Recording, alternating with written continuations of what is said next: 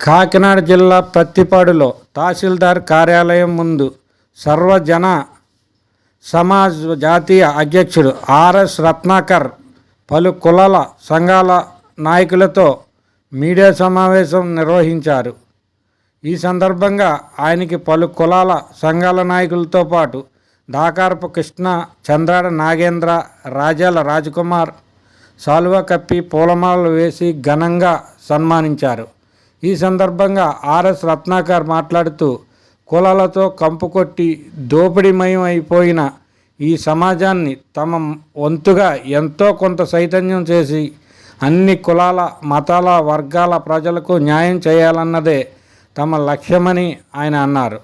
ఏ వర్గం ప్రజలకైనా సమస్య వచ్చినా తామెప్పుడూ న్యాయం పక్షమే నిలబడతాం తప్ప కులం పక్షం మద్దతుగా ఉండబోమన్నారు. ముఖ్యంగా ప్రత్తిపాడు నియోజకవర్గంలో క్వారీ మైనింగ్ పేరుతో ఇష్టారాజ్యంగా దోపిడీ చేయడంతో పాటు పర్యావరణాన్ని విచ్చలవిడిగా నాశనం చేస్తున్నారని, రాష్ట్ర వ్యాప్తంగా జరుగుతున్న మైనింగ్ తవ్వకాలకు మేము వ్యతిరేకం కాదని, చట్టపరంగా తవ్వకాలు జరగని ఎడల ఉద్యమాలు చేపడతామని హెచ్చరించారు.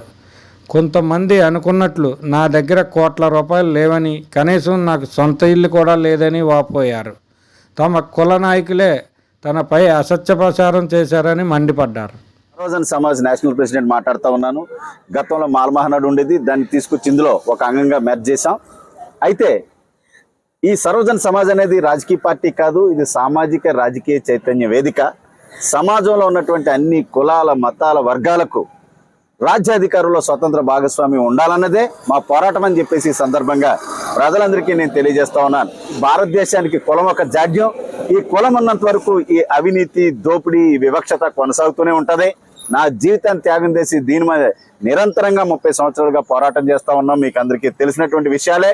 ఏ కులానికి, మతానికి, వర్గానికి అన్యాయం జరిగినా సరే ఈ సర్వజన సమాజ్ ముందుండి మీ తరపున పోరాడుతుందని చెప్పేసి ఈ సందర్భంగా మీకు అందరికీ తెలియజేస్తా ఉన్నాను మిత్రులారా. గతంలో ఈ ప్రత్తిపాడు నియోజకవర్గంలో నిబంధనలకు నీళ్లు వదిలి మైనింగ్, ఈ క్వారీ జరిగాయి. ఇప్పుడు ప్రస్తుత ప్రభుత్వంలో కూడా అటువంటి కార్యక్రమాలు ఏమైనా జరిగితే మీరు ఏమైనా వీటిని ఆపే ప్రయత్నం చేస్తారా? గతంలో మీకు అందరికీ తెలిసినటువంటి విషయాలే. ఈ మైనింగ్ వ్యతిరేకంగా చాలా తీవ్రమైనటువంటి అక్రమ మైనింగ్ వ్యతిరేకంగా పోరాటం చేశాం. నా మీద ఎన్నో కేసులు పెట్టారు, అరెస్టులు చేశారు. ఈ ప్రభుత్వంలో కూడా అటువంటివి జరిగితే తప్పకుండా ముందుండి పోరాటం చేస్తామని చెప్పి మీకు తెలియజేస్తాం. గత వైసీపీ ప్రభుత్వంలో ఎక్కడా కనపడిన రత్నాకర్ ఇప్పుడు కొంచెం ఎలా అడవడి చేస్తున్నారంటే దాని పరమార్థం ఏంటో చెప్తారని. వైసీపీ ప్రభుత్వంలో వచ్చిన వెంటనే మాలమహనాడు ప్రెసిడెంట్ గా ఉన్నటువంటి నేను, నాకు సపోర్ట్ చేసినటువంటి వర్గం అంతా కూడా వైసీపీ ప్రభుత్వాన్ని సపోర్ట్ చేయడం జరిగింది. ఆయన ప్రభుత్వాన్ని చేపట్టిన ముఖ్యమంత్రిగా వచ్చిన వెంటనే రకరకాల అక్రమ కేసులు పెట్టి నన్ను వేధించడం జరిగింది, జైల్లో పెట్టడం జరిగింది. జైలు నుంచి బయటకు వచ్చిన తర్వాత మరి వచ్చిన 10 రోజులకే కరోనా స్టార్ట్ అయింది. 2 సంవత్సరాలు ఆ ఉద్యమాలు లేకుండా పోయినాయి. ఇక వైసీపీ ప్రభుత్వం మీద గిని పోరాటం చేస్తే ఆ జగన్మోహన్ రెడ్డి గారు ఏం చేస్తారో, లేకపోతే లోకల్ ఎమ్మెల్యే గారు ఏం చేస్తారనే దానికన్నా నేను ఏ వర్గం కోసం పోరాటం చేసి మిగతా వర్గాలతో కలపాలని ప్రయత్నం చేసినా వాళ్ళంతా కూడా నా మీద తిరగబడి పోరాటం చేసే పరిస్థితులు వచ్చినాయి. సొంత వర్గంతో పోరాటం చేసే కన్నా నిజాలు ఏంటో వాళ్ళు తెలుసుకున్న రోజున నన్ను మళ్ళీ పిలుస్తారనేటువంటి ఉద్దేశంతో సైలెంట్ గా ఉండడం జరిగింది మిత్రులారా. మీకు తెలుసు, చింతలూరులో ఉన్నటువంటి మైనింగ్ ఒక సొసైటీకి సంబంధించింది. ఆ రోజున కలెక్టర్ ద్వివేది గారు ఉంటే ఎన్ఓసి ఇప్పించాను.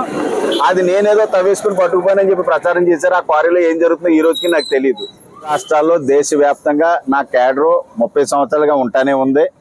ఈ ప్రత్తిపాడు నియోజకవర్గం అనేది ఎప్పుడు కూడా ఒక నాకు స్ట్రాంగ్ హోల్డ్ అనమాట. అందుకని ఎప్పుడు కూడా ఇక్కడి నుంచి మొదలెడతాం. అందుకని ఈ రోజు కూడా ఇక్కడి నుంచే మొదలు పెట్టాం. పర్యావరణాన్ని ఎవరు నాశనం చేసినా సరే తొక్క తీసేస్తామని ఆయనకి మద్దతుగా ఉన్నాం. మేము కూడా అందులో ఆ తొక్క తీసే దాంట్లో భాగంగా ఉంటామని మీకు అందరికీ విజ్ఞప్తి చేస్తారా. సామాజిక రాజకీయ చైతన్య వేదిక నాతో అందరూ ఉన్నారు. ఇదిగో ఎంఆర్పిఎస్ నాయకులు ఉన్నారు, సెట్టుబడి నాయకులు ఉన్నారు, కాపులు ఉన్నారు, కమ్మారెడ్డి అందరూ ఉన్నారు. సమాజంలో కుల వివక్షత దారుణంగా ఉంది. మా కులముడే బాగుండాలి, మా కులముడే పైకి రావాలనేటటువంటి ధోరణిలో ఉన్నారు. కాబట్టి దీనివల్ల దోపిడీ, అవినీతి, చీటింగ్, వెనుపోటు జరుగుతున్నాయి. కాబట్టి దీని మీదే మా పోరాటం. పదవులో చిల్లర కోసం పోరాటం చేయట్లేదు. 25 సంవత్సరాల స్టాండింగ్ ఉండి కూడా ఏ రాజకీయ పార్టీ జోలికి వెళ్ళలేదు. గతంలో మీ మీద సోషల్ మీడియాలో విపరీతమైన ఆరోపణలు వచ్చాయి. రత్న అనే వ్యక్తి చాలా వేల కోట్లు కూడబెట్టుకుని మీ సమాధానం ఏంటి సార్? ఈ ఆరోపణలో ఎస్సీలు కానీ, బీసీలు కానీ, ఓసీలు కానీ చేయలేదండి. నాకు కూడా తిరిగినటువంటి మా మాల సోదరు సరే వారు ఏం చేస్తున్నారో వారికి తెలియదు కానీ చేశాను. ఇంకోటి ఏంటంటే వేల కోట్ల మాట దేవుడు ఎరుగు, తొడుక్కుని కోటి కూడా లేదు నా దగ్గర. ఎవరైనా సరే మా ఉద్యమాన్ని మెచ్చి 1 లక్ష రూపాయలు ఇస్తే, నాతో వీళ్ళందరూ పేదలు కాబట్టి రోజు డబ్బులు ఇవ్వరు కాబట్టి 25,000 పక్కన డబ్బులు మీరు ఉద్యమం చేయండి. ఈ రోజు 100 వచ్చారు, నెక్స్ట్ 200 రండి అని పంపిస్తే మాకే 75,000 ఇచ్చాడు, వెనకాలకి 75 కోట్లకి నొక్కేసాడు అనేటటువంటి అపోహల్లో ఈ ఉద్యమం సాగింది. మీకు చెప్పేది ఏంటంటే మా మిస్సెస్ కేరళ కాబట్టి కేరళలో ఆస్తులు కొన్నామని, లేకపోతే వైజాగ్లో ఆస్తులు కొన్నామని ఇలా చాలా ఆరోపణలు. ఆస్తులు మాట దేవుడు ఎరుగు అని సొంతలు కూడా రోజుకి. ఎందుకంటే నా యొక్క లక్ష్యం ఏంటంటే వకీలే కాదు, కాపులు, రెడ్లు, కమ్మోళ్ళు ఎవరు కూడా ప్రతి వాళ్ళ యొక్క స్థితిలో వాళ్ళ స్థితి కుల వివక్షతను అనుభవిస్తూ ఉన్నారు. కొంతమంది పైకి చెప్పుకోవట్లేదు, కొంతమంది పైకి చెప్పుకుంటున్నారు. దీని మీదే నా పోరాటం, జీవితాన్ని త్యాగం చేసి చేస్తున్నాను తప్ప చిల్లరల కోసమో పదవుల కోసం ఎప్పుడు చేయలేదు. ఎంతో మంది సీఎంలు మీకు తెలుసు ఇది కాముగా ఉండి గొడవలన్నీ ఆపారు. న్యాసం పోరాటం ఇది గొడవలు కాదని చెప్పేసి ముగించేయడం జరిగింది. దయచేసి ప్రజలందరికీ చెప్పదొకటే, నా పేరు మీద ఎక్కడన్నా ఆధార్ కార్డు కానీ నచ్చి కానీ పోలీసులో రెవెన్యూ ఆఫీస్ ఉంటాయి, క్వైరీ చేసుకోండి. ఉంటేదండి నాకేముందండి నాకు ఇవ్వండి. మరొకసారి తెలియజేస్తా ఉన్నాను, ఆస్తి మాట దేవుడికి సొంత లేదు. ఈ నెలది సరిగ్గా కట్టకపోతే బయటకు గెంటేసే పరిస్థితి అని చెప్పేసి పత్రికా ముఖంగా భారతదేశంలో ప్రపంచవ్యాప్తంగా ఉన్న నా అభిమానులందరికీ తెలియజేస్తాం. గతంలో మీరు ముఖ్యమంత్రితో సనుగా ఉండేవారు, అదే ఇప్పుడు ప్రస్తుతం ముఖ్యమంత్రితో కొనసాగిస్తున్నారా? నాకు చంద్రబాబు గారు, రెడ్డి గారు, నేను యూనివర్సిటీ ప్రెసిడెంట్ గా 1991 నుంచి వాళ్ళ పరిపాలన ఉండేవాడిని. ఆ క్రమంలో ముఖ్యమంత్రి మాకు ఎవరనేది ముఖ్యం కాదు, అన్ని కులాల మతాల వర్గాలకు న్యాయం చేయాలి. ముఖ్యమంత్రి చేయకపోయినా సరే వాళ్ళకి పోరాటం చేస్తాం. ఈ 6 నెలల్లో కూటమి ప్రభుత్వం అమలు చేయవలసిన పథకం చేయకపోతే ఈ కూటమి ప్రభుత్వమే కూడా మీరు తిరుగుబాటు చేస్తారా? తప్పకుండా. ప్రభుత్వం ఇచ్చినటువంటి హామీలు కంపల్సరీగా అమలు చేయాల్సినటువంటి బాధ్యత ఉంది. మరి అలాగే ప్రభుత్వం యొక్క స్టేట్ ఫైనాన్స్ పరిస్థితి బాగాలేదని చెరువు